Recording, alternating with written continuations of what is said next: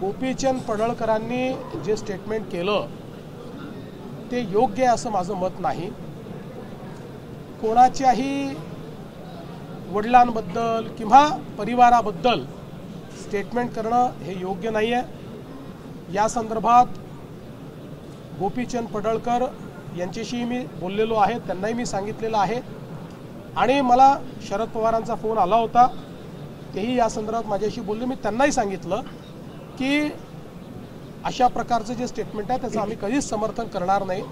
गोपीचंद पडळकर हे एक तरुण नेते आहेत, अतिशय ॲग्रेसिव्ह नेते आहेत आणि अनेक वेळा ॲग्रेशन दाखवत असताना आपल्या बोलण्याचा नेमका काय अर्थ निघेल हे ते लक्षात घेत नाहीत आणि म्हणून मी त्यांना हे सांगितलेलं आहे की हे लक्षात घेऊनच आपण ॲग्रेशन ठेवलं पाहिजे।